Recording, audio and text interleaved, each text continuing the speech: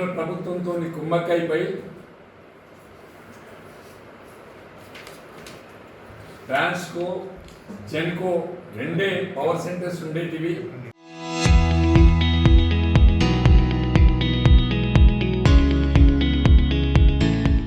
ఇప్పుడు కొత్తగా రైతు రెగ్యులేటరీ కమిషన్ ఏర్పాటు చేసి రైతు వేసుకున్నటువంటి బోర్ల దగ్గర బావుల దగ్గర కరెంటు మీటర్లు పెట్టే ప్రయత్నం జరుగుతూ ఉంది. రాష్ట్ర ప్రభుత్వం 30,000 కోట్ల అప్పుకు లొంగిపోయి కేంద్ర ప్రభుత్వం దగ్గర తెలంగాణ రాష్ట్ర రైతుల యొక్క ఆత్మగౌరవాన్ని తాకట్టు పెట్టి రైతుల ముక్కు విండి బోరు బావుల దగ్గర మీటర్లు పెట్టి డబ్బులు వసూలు చేసే ప్రయత్నం జరుగుతూ ఉంది.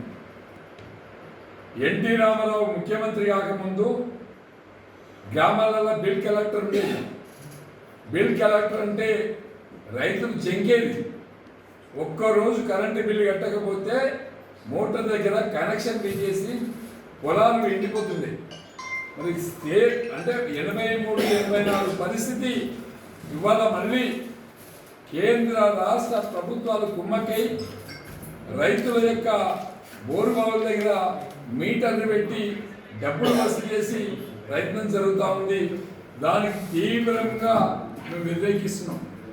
బీఆర్ఎస్ పార్టీ కేసీఆర్ గారు అధికారంలో ఉన్నప్పుడు 30,000 కోట్లు అప్పు అవసరం లేదు, బోరు బావుల దగ్గర మీటర్లు పెట్టమని చెప్పి కరాఖండిగా కేసీఆర్ గారు చెప్పి కేంద్ర ప్రభుత్వం సహకరించకుండా, కేంద్ర ప్రభుత్వం రాష్ట్రానికి రావాల్సినటువంటి నిధులు ఇవ్వకుండా, అప్పులు పుట్టనీయకుండా రైతులే ముఖ్యమని చెప్పి ఆ రోజు కేసీఆర్ చెప్తే ఇలా రైతుల ఆత్మగౌరవాన్ని తాకట్టు పెట్టి రైతుల బోరు బావుల దగ్గర మీటర్లు పెట్టడానికి ఒప్పుకొని ఇలా 30,000 అప్పు కోసం లాలుచీ పడుతున్నటువంటి ముఖ్యమంత్రి రేవంత్ రెడ్డి గారు దాన్ని మేము తీవ్రంగా ఖండిస్తున్నాం.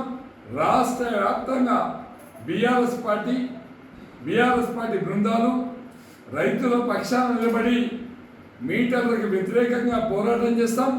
మీటర్లను పెట్టనిచ్చే ప్రయత్నం మానుకోవాలని చెప్పేసి మేము కేంద్ర రాష్ట్ర ప్రభుత్వాలకి విజ్ఞప్తి చేస్తున్నాం.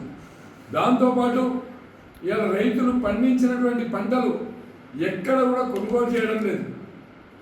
ఎక్కడి పంటలు అక్కడే ఉన్నాయి. ఇలా